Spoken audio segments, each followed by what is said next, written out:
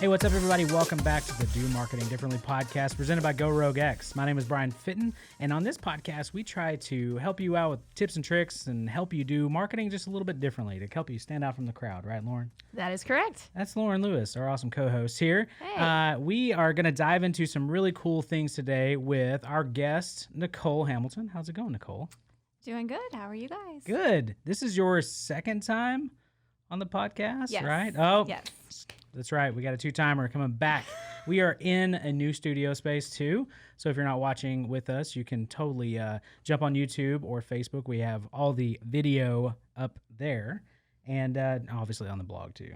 I got to give a shout out to the blog. Correct. Yeah, we're really excited to be back with you guys to be discussing presentations and design. And Nicole, on our last we've worked with Nicole a little bit, and she said, "Hey, I used to design a lot of things in PowerPoint," and we're like, "PowerPoint? What is that?" So I'm really excited to talk about presentations and really what we can use in different design tools, but specifically around PowerPoint and all the cool stuff. If you've not seen Nicole's work, it's amazing. So I'm really excited to jump into that topic. But before we do, Lauren, what do we like to do on the show? Each week we like to ask, what are you obsessed with this week? So starting with our guest, Nicole, what are you obsessed with this week? Okay, so I had to think about this kind of long and hard, but we're all podcast fans. Yes. And one of my favorite podcasts is Junk Food Cinema, and it is co-hosted by a screenwriter and a film critic. Okay. And they talk about junk food movies. So movies that we love but aren't necessarily high art or critically, successful. And they're currently doing a 3-part series on Last Action Hero.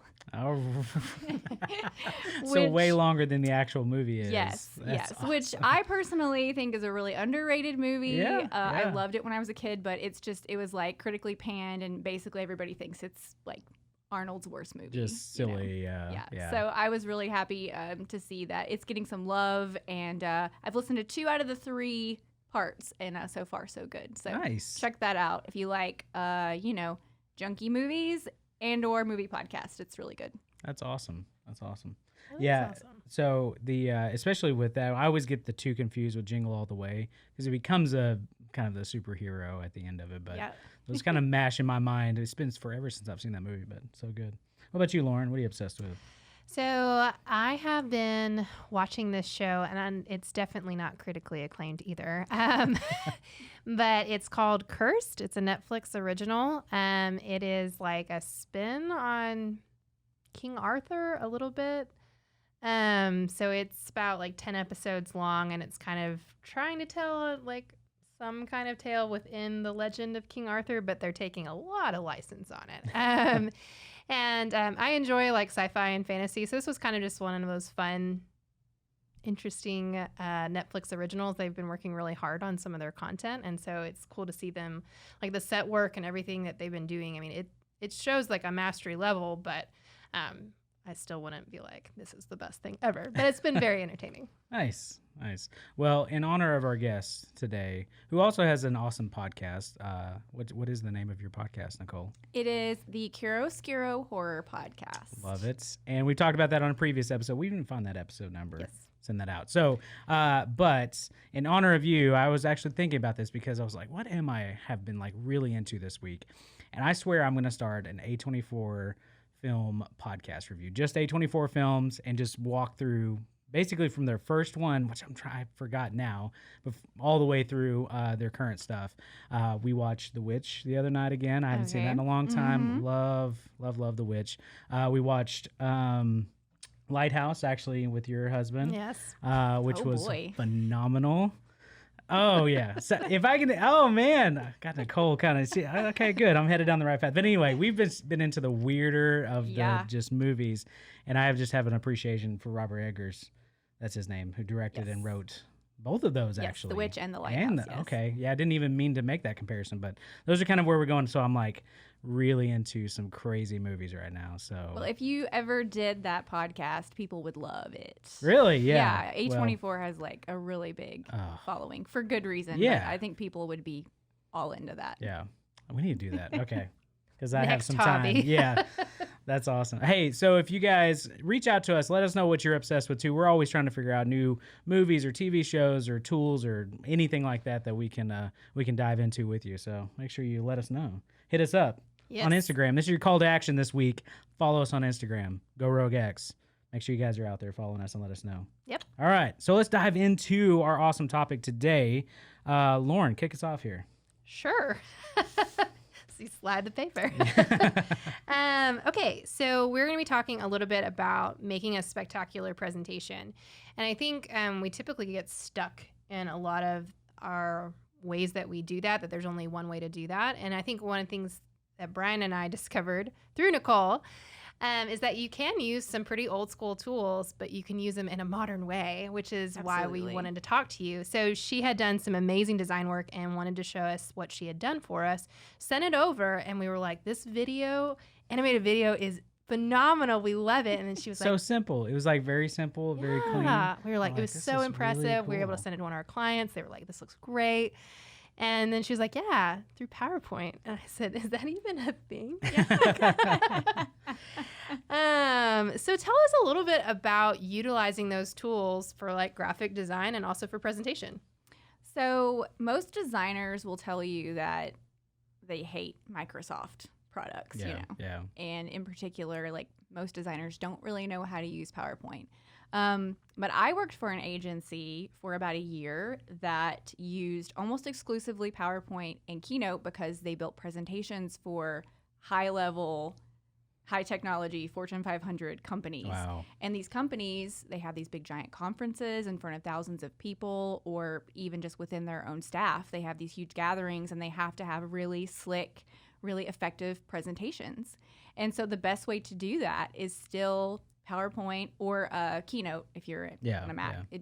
We use that way less, but sometimes still got to use it because when you send it to the client, they need to be able to still edit the content. So putting something together that looks as good as possible but is still usable on the client end is really important. That's tough because, I mean, you're not sending, like, even with just general clients, you're not sending them an Illustrator file, like, so they can make their own changes. You basically cement it, and you're like, okay, here it is. Like, don't touch it. You can't change anything about it. But if it is a presentation, because presentations change right up until, I mean, you go live. I mean, that's a lot of times that's what happens. So that is interesting. So it's working from the end in mind, where you're kind of going backwards, like what makes it easier for our clients to be able to edit this stuff. Most of them, I'm assuming, if you're in an executive role, you're not in Keynote, you're not in anything. And if you're an administrative assistant helping that executive, most of the time you're probably going to be in Microsoft. So that's interesting. And okay, what I that makes a found lot of too sense. is that, like, when I first took the job, I wasn't like super jazzed about. I was like, how's this going to go? But I was also like, well, it's a challenge and it'll be something new. And I really came to kind of love it because you do have to. It's my art director at the time was like, it's not a design tool. It's just not, you know. And so we, the whole team, we would kind of share tips and tricks of, you know, how to make it work for designers, even though it wasn't intended for designers. Yeah, that's amazing. Okay, so now are you running both a Windows machine and an Apple machine, two different laptops? Are you? Nope. So you can get PowerPoint, obviously, on different. Yes. Okay. Yeah. So it's just like you would have like Word or Excel or whatever on your Mac. PowerPoint, there's a version for Mac as well. And when you save it out on your Mac, you can still open it in Windows, like it's not, or on Microsoft. Yeah, just the file type or whatever. Yeah. Okay, that's awesome. That's actually, I mean, again, on this podcast, we always try to figure out different ways to do things because just because you use Adobe for most things, a lot of times, even with clients we've worked with, I mean, sending them a PDF or a PNG or a JPEG of something, it just depends on what their level of understanding how to use those, Right. That creative. And so that's pretty cool. So I'm interested too of how, even going into like some of the design aspect of like, are you creating outside of that and then putting into PowerPoint, or are you creating inside of PowerPoint some of the animations and different things like that? It's kind of a hodgepodge, and it kind of depends too on what your goal is. So like you said, I sent you guys like some design comps for your clients. And I had actually never done that through PowerPoint before, but just because I had never worked with you guys and I wanted to present it in a really just like cohesive way, I thought, I think I'm going to just use PowerPoint to do this. I haven't done it in a while, and let's just, let's see how it goes. And obviously it worked out. Yes. So it definitely depends on, what you're trying to accomplish. But for the most part, everything is designed elsewhere and then pulled into PowerPoint as like an image or an object or whatever. And then all the animation, though, is within PowerPoint. Wow, that's awesome. Well, we're big fans of Canva, and cameras. But Canva in general has done a great job with really making graphic design easier for somebody to understand who is not a designer. But we did try to use that for presentations and use some of the animation, some of the video aspects in there. And there was, just like any kind of web program, there's not a lot of control. Right. And so, Lauren, what was that experience like? I think it's interesting. Actually, on one of our podcasts later this month, we're going to be chatting a little bit about Canva's live presentation tool that they've now rolled out. So I bet it would be better this time around. So this is a prequel to the But yeah, I think also as video editors, we're so used to being able to like work on a timeline. So we're able to split everything to the second. And so the fact that we had no control over when the image was going to mysteriously fade away was a little bit frustrating. Yeah. Well, and even the preview, I think, too, of us trying to we previewed it and it looks great. But then when you're giving the presentation, the end screen is something that you have to adjust your colors and different things like that for it, wherever it lands. And that was that was interesting. Yeah. So which is actually a really good question. With the rise of technology, a lot more graphic design tools are getting in the hands of rookies. And so, which is like exciting, but also it's like there's a reason graphic designers exist. Right. So Canva would be a great one. I really wanted to know of your opinion of like, do you love it or hate it? And what advice can you give for like specifically like business owners who are trying to do a little bit of their own graphic design work? I personally have never used Canva because I've never had the need, Yeah. But I've heard more and more clients over the past couple of years keep bringing it up. And so I feel like it's got to be a valuable tool. And I think anything that's going to help a non-graphic designer make their brand look good, I think is always going to be a good thing. I think the problem might come in when you try to use Canva for things it wasn't intended for. And then when you can't get it to do what you want it to do, or it's not achieving your goal, you don't call your graphic designer and you just wing it.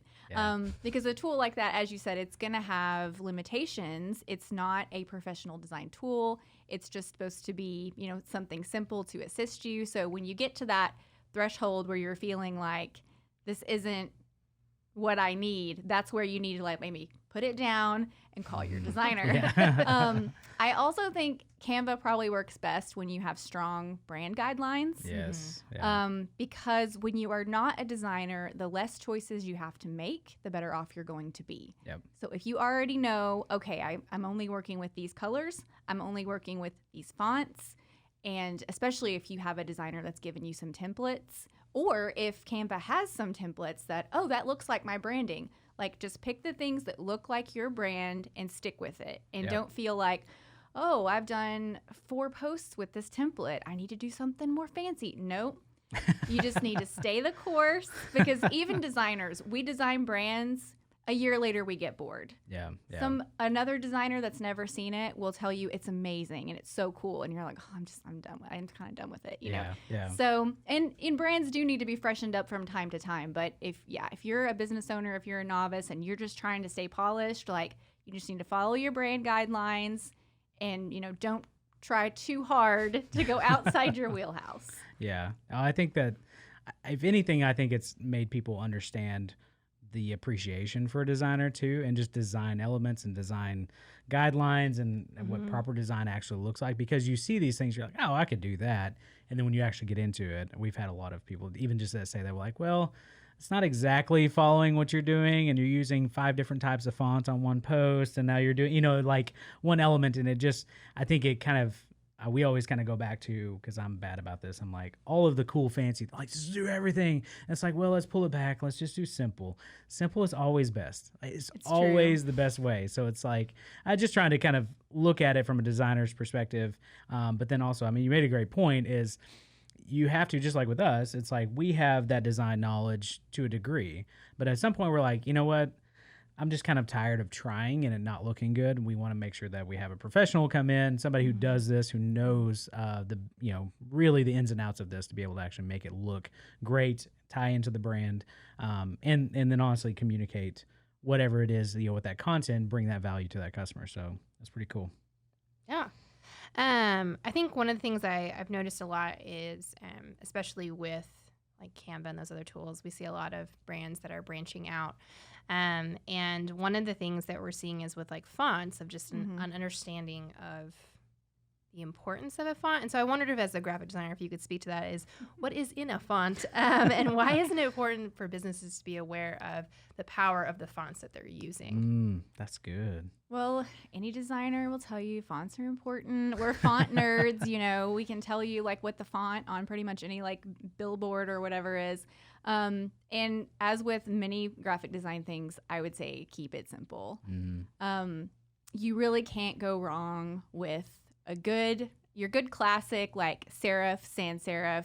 If you stick to those, you're probably going to be okay. And like good Comic Sans, just really solid, Did you see that Instagram added yes, Comic Sans as one of their story fonts? So here's a cry to the public and to you and your business. Please do not use a Comic Sans style of font. Even though it looks fun, it's not. I have a funny story about Comic Sans. Our one of the agencies I worked at, I guess she was like the office manager. I'm not sure she had an official title, but she did a lot of our like filing and a little bit of the bookkeeping and just like kind of kept the office, organized. And she put Comic Sans on everything, like all the file folders and all of our little memos. And like within the office, I'm like, listen. And she was also an elementary school teacher. Like she worked part-time for us. And she was, she was a very likable person and we got along. So I never gave her a hard time. But then she put Comic Sans on an email out to clients. Yeesh. And so I was giving her a hard time about it. And she was like, it's fun. She's like, these other fonts are so boring. And I'm like, but we have to be professional. We're an agency. And she was just, we went back and forth. And she eventually told me, she was like, font you. Ooh, that's a good one. We're going to have to start using that around here. Yeah, that became like our cheesy burn around the office after that, And I don't think she's ever stopped using it either. Didn't change anything at all. Basically. No, I failed. I mean, I don't think we ever had Comic Sans go out to clients again. Yeah, but nothing changed in the office. That's so funny. Yeah. So fonts being important, obviously communicating a message, that's a big deal because it really is. I mean, again, we've had clients design their own stuff. Like we'll set up templates and do things for them. All of a sudden we'll see some type of crazy post and they're like, all kinds of, I'm not going to get into specifics, but it is one of those things of we want to help guide them and say, hey, we really want to protect your brand and a lot of times they just don't know. It really, I mean, I didn't know, really several years ago. And so how is that communicated? How important it is to obviously stay within your, how many fonts do you think are appropriate for a brand to have? I would say 2 primary and then a third maybe as an accent, or maybe have a couple of different like body copy types, like maybe you have a serif and a sans serif. But definitely 3 is probably good. If you're a more advanced brand, you can get away with more. And I definitely love a good ridiculous script or like a super chunky serif or something that's just a eensy bit hard to read but like is like really beautiful. And in those instances, I would say let your designer decide how to apply that and use it very, very sparingly. Yeah. So like if you have a really gorgeous serif, one of my clients, there's a script that is one of their main fonts, but we only use it for like one word on a headline. Interesting. If it was a whole sentence, probably couldn't read. You really couldn't read it, but it's beautiful when it's just like one word that we've pulled out of the headline to emphasize. Yeah. So you can do more complicated fonts, but if you're going to do that, you really need to do it sparingly, and your core fonts need to be very, very simple. Yeah, I tend to jump on trends, pretty heavy. And so I'm like, hey, we should try this out. Because we're creating a bunch of content, so we're trying to stay ahead of the curve. If something new is coming out, I'm like, hey, let's figure out how to do that and make it our own. Yeah. But I will say that back in the day, do you know Eddie Vanzel at all? We have some as a mutual designer? friends. Okay. Yeah. I Great know of him. designer. He did some of my first logos and stuff. And I was always like super heavy trendy. And he's like, I know you want this, but like in 3 years, you're going to hate it. He's Right. like, just don't. So I think kind of keeping it simple, keeping like, find your brand and stick with that style guide, stick with that brand guide. Yeah, that's a great point, actually. That's the case for keeping all design simple, is that it will stand the test of time much better. And Yeah. if you are going to throw trendy elements into your design and into your branding, make it something that can easily change. Like, don't make your logo super trendy and then have Yeah. to change your whole logo. Yeah. You know, maybe you throw in some trendy elements that then can be refreshed in a couple of years. Nice. Good advice. Very good. Bringing the heat today. So, Love it. Kind of going into our overall topic of presentation. What advice would you give to particularly business owners who maybe are making a presentation deck? They can utilize, as you have proven, a tool like PowerPoint, but how do they not look like they're stuck in the 90s? Well, there are a lot of good templates out there that you can download to start from. There are some free resources, but even on like Creative Market or Envato, you know, you can purchase like pretty affordable templates. And that's probably a great place to start. Like I said, find something that looks like your brand, maybe download a template, because what you'll find is you open that up and there's already a bunch of slides that are designed. So nice. And then you can pop in your images, you know, your text. But the main thing with presentations is that less is more. Okay. And this is a problem even I've had with other creative people and even agencies, where they just want to say so much. They want to put so much copy on a slide. And the whole point of a presentation is communication. It's not to be fancy. It's not to wow people with your artistic skills. I mean, maybe a little bit, right? I mean, depending Honestly. upon what, depending upon who you are, I guess. But, and if you don't communicate the message, it doesn't matter how pretty it is. Yeah. You've not accomplished your goal. Yeah. Right. And so, anytime I have any kind of input on the content, I'm always slashing like most of the copy. And what Yeah. you do is you put, the one important statement, or maybe a couple of sentences, and everything else you want to say, you put that in the presenter notes. So you still have it in front of you, but you have a really beautiful, visual, simple slide with the statement you want to get across, and then everything else you reference in your notes, you talk your audience through it. Yeah. Yeah. Otherwise, when it's too much text, I mean, they're looking at that, they're trying to read it, they're not Yep. listening to you. So what you are going to say and what is on the screen, it's really important. It has to work together. So less is more is my main piece of advice. So with that, we help 1 Million Cups, Startup Junkie here locally. 1 Million Cups is an organization that basically brings entrepreneurs together. You present there every Wednesday, and so the goal is to like share 1 million cups of coffee across the world on one given morning. And so the thought is with that too, we have presenters all the time, right? Somebody's always coming up, and I've noticed even a guy we had this morning, he was like, oh, I added too many slides in there. And so at least he was aware that he was trying to communicate a lot through that. Right. But I think this is good advice for them too, where it's like, you don't have to have 25 slides. Like, you don't have to constantly be going to the next thing and next thing and next thing. But what do you think an appropriate amount of slides would be if somebody's doing a presentation? Oh, well, I mean, that all depends on, how much you have to communicate and how That's much true, time yeah. you have to talk. But saying that, I mean, like 10 well-designed slides is better than 20 slides that have more information. Yeah. Yeah. So if you're talking for 30 minutes, you could probably get away with 10 slides, I Yeah. would think. Oh, Especially absolutely. if you're incorporating some video and and images and stuff. But yeah, it gets crazy too. I think people, when they're putting it together, again, they're not thinking about how they're going to be talking through it. And so they're like, oh, this has to be in there and this has to be in there. And then when they get up to talk, it's like, oh, I can't get through all of this. Yeah. Well, then you're speeding up, and then, Sure.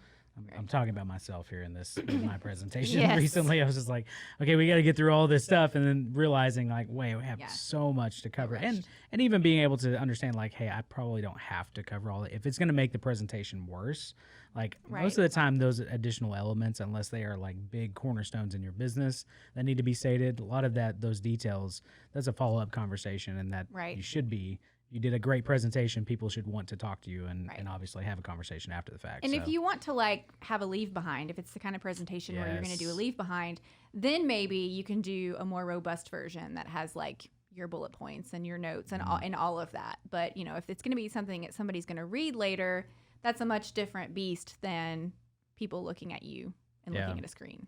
Well, it's interesting because I mean, more and more people are doing Zoom calls, Zoom presentations, virtual presentations, and that's something that we never really talk about. Yep. Something that I was actually kind of frustrated, like morning of when we did a presentation here recently. I was like, we have no lead magnet to like be able to put them into a funnel to even follow up with them. You know, there was nothing that of like value we're giving after the fact, and that's so important, obviously. Got to have that capabilities deck. Oh man, so much good stuff from Nicole today. It's good. Absolutely. It's good. I'm glad All right. somebody wants to hear it. Yeah. Here's the deal. We can nerd out all day long. And I'm sure even our listeners too. I mean, it's one of those things that like, this is valuable information because we all are going through this right now, right? We're all trying to figure out design. We're trying to figure out presentation stuff. We want to do better. We want to communicate our message better. And so I think this is great. So Yeah, it is really great. So one of the questions I had just for you, particularly before we close up, was top tips you would give for business owners who are doing a little bit of graphic design. They may have gotten a Canva account, and just what your top tips would be for them as they're starting out, that they can kind of use on a general daily basis. They're not going to be trying, we will say this to all of our clients, do not design your own logo. Hire a graphic designer. Yes. Yes, do it.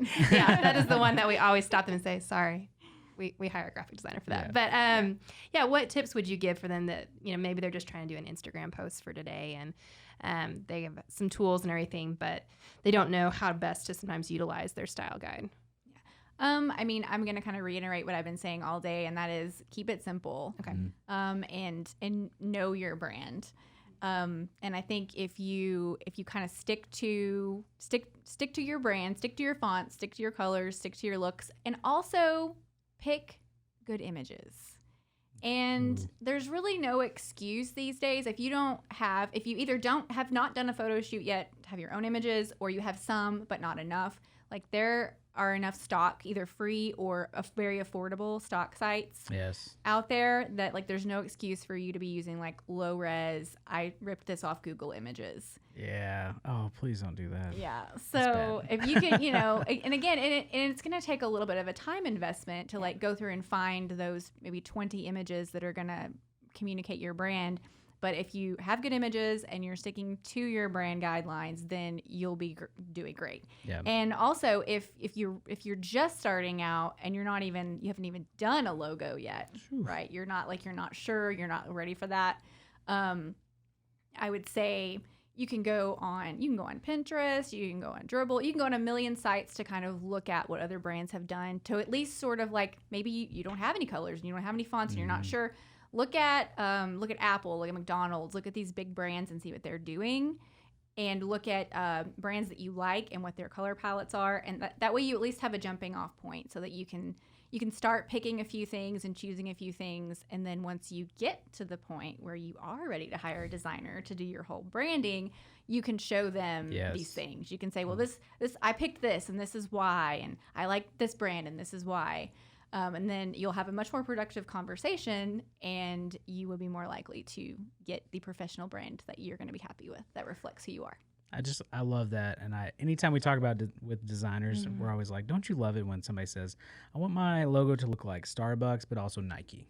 Like, I really want that. And then you come back with something and they're like, well, it's nothing like what I wanted. Like, well, you're kind of comparing, like having something already kind of designed and even a color palette or even at least a general area where you're going is so helpful to a designer, because again, it's hard to know what you like and what you want, and you know, creating a mood board. Is that still a thing? Do we create mood boards? Okay, Sometimes, good. yeah. We have Yeah. some for our clients, so yeah. That's true. Am I moody? Do we have a mood board for Yes. Go Rogue that Yes. is very everybody's like, dark blacks, needs to be dark or high contrast. We're like, Brian, we need to calm down. Okay, keep it simple, man. Take it down a notch. Yeah, exactly. So, but I think that's great advice too. Of probably even before you're looking at hiring a designer, like figure out what you like, what style you like, and then even again, somebody who's in your industry, because there's been so many people who go like a tech startup route of some type of random name company that nobody really understands and doesn't really fit your brand and what you're doing. And then all of a sudden it's like, well, we're a dog grooming place. And you're like, yeah, but you have like a high modern end tech vibe, you know, that's something that you may like it, but it may not fit your industry. So figure those things out. So I think it was great. That's awesome. Hey, Nicole, second one down. Yeah. We need to do a third one. We need to figure out something Yes. else. Yeah. So we talked about podcasts the first time. We talked did? about design this time. Yeah. What are we going to do next time? I know. Hey, send us in the comments. Let us know exactly what we need to talk with Nicole about. Yeah, give us your full range. What can you talk about? Where can we go with this? I mean, well, we could always talk about A24 horror Yes. films. Okay. Make sure you guys send that one in. I That's might gonna know as happen. much about horror films as I do about design. Yeah. So there's that. There. Yes. Okay. We're gonna make it happen. It's gonna happen, guys. But Nicole, I mean, you've got a large wheelhouse. Where can people find you and your other podcasts? We didn't even mention that you have a Disney podcast. Oh, It's true. It's true. So, Disney Native is the name of the Disney podcast, and I have a co-host on that one. We were both. Well, I'm not a pass holder anymore. We were both pass holders, so all you of lived close enough, I guess. yes, It was, yeah. yes. So that whole podcast was basically like Disney World from a local's perspective. Okay. So we talked about all the insider kind of knowledge that you have as somebody who lives there instead of just being a tourist. So that's always fun. That one's way more laid back, just kind of her and I having conversations. It hasn't been as consistent since I moved, and because Disney just opened back up. So Right. Yeah. the last time she went to Disney was when the two of us went together in March. Wow. So, that's a little bit of a slow go right now, but nobody knows what's happening. So like Yeah. all the Disney podcasts are like, okay, what do we talk about? So that one is Disney Native. You can find it on, pretty much all the podcast apps and on Instagram and Facebook. And then my baby, that is just me, that I do all on my own, is Chiaroscuro Horror. And I will let you guys link that in your show notes. Yes. Because it's not easy to spell. It's like, I'm like, the name fits what the podcast is really perfectly, but it's also like not good for branding because it's not easy to spell. People are like, where do you find it? But well, you have an amazing Instagram account too. You use your design skills to make that look phenomenal. So I showed it off today to Abigail. I was like, Oh, she's got nice. a killer thanks. Insta. Like, you got to look at it. yeah, that's kind of like my experimental one. I kind of try things I wouldn't normally do for other brands on Yeah. there. So yeah, definitely find me on Instagram, find me on Facebook. I have a Patreon. So if you like horror films, give it a listen. And if you like it, Yes. support me on Patreon. That's awesome. Well, hey, thanks again for coming on the show. And make sure you guys check out everything. All the links and everything will be there at gorogex.com on our blog. And until next time, we'll see you again. Thanks. That was a terrible send off. Dang it. It's okay. Well, I think I gave Um, a really stupid smile at the end. You're like- yeah. So we do a rapid fire at the end, so kind of leave everything She running. told me. She actually could almost say our. What? She was like, I listened to your podcast, and I was She's like, like- oh, okay. Kind of assume nobody knows who we are or our podcast. So Yeah, hey, nice. always. All right. Well, we're gonna do rapid fire real quick. Yep. Do rapid fire. I Jeez, promise not to okay. ramble. I promise. Whoa. What was that laugh? Abigail's like, yeah, right, dude. Whatever, man. Really am trying to keep it. Oh. All right. Are you ready for rapid fire, Lauren? I am ready for rapid fire. Are you ready for rapid fire, Nicole? I'm ready. All right, Okay. let's do this. What are you reading this month? Oh, geez. I have not picked up a new book yet, but I just finished Joyland by Stephen King. Oh, Oh. is It's that the really new one? fun. No, Or that it's old a one? few years old, but Okay. it's perfect for this time of year because it's about a theme park. And this guy goes and works at this theme park where this horrible crime happened. But he works Dude. there in the summer, but it transitions to like the fall towards the end of the book. So Interesting. it's a great time to So read I've it. been purchasing books for my husband to read, and I've just been choosing. He loves Stephen King, so that might be. He hasn't Okay. read that one, so that sounds like a good one. What's the newest one that he has? That's He the only just read reason The I know. Institute. Was The the one that Institute, he okay. had read, and he liked it. I think he was a little disappointed in the ending, but Okay. Well, No that's Stephen spoilers King. here. yeah. So whatever. What about you, Lauren? What books? I am Or book. reading the Ballad of Songbirds and Snakes. Okay. So it's like or I might have said it backwards, of songs and Sure. songbirds Sure. and snakes. It's the prequel Hunger Games book. Oh. I Yeah. love the about that. Yeah. So if you are familiar with that franchise, the evil President Snow, it's his story of how he became who he is. Doesn't he have a mentor, or he mentors somebody? He's a Something like mentor, that? and it's like back when the Hunger Games wasn't even like a thing. Okay. Like people didn't like to watch it, and it's like it's development, and it's like it's very interesting because it kind of goes into like the psychology of how do you control people, and like him figuring that out, and it's like, and he's like a decent human being. So I haven't finished it yet, so I haven't seen him like devolve, but it's very interesting. I do not like prequels, but I actually really like this book, so highly recommend it. So I literally started a book today. Let me guess, it's a nonfiction book. Well, yeah, I mean, that'd be kind of a given, but based on our pastor's recommendation, 5 Levels of Leadership by John Maxwell. And he was like, you need to figure out how to delegate better. Oh, I was like, dang. Okay, Here's a book. All right. It's like, cool. All right, so I'm in it now, but I really want to find a fiction type book because it's like I want to make sure to get into it. I know. We can find it. I just got to find the time, too. If I'm doing another podcast, I mean... I got invited to do another podcast by somebody else the other day. You should totally have Taylor co-host. That would be hilarious. Okay. Anyway. All right. Next rapid fire. Okay. Controversial question. Should movies wait to return to theaters or go directly to streaming services? Goodness. Oh, boy. I'm a little torn on this one. I think if studios can wait, I think they should wait.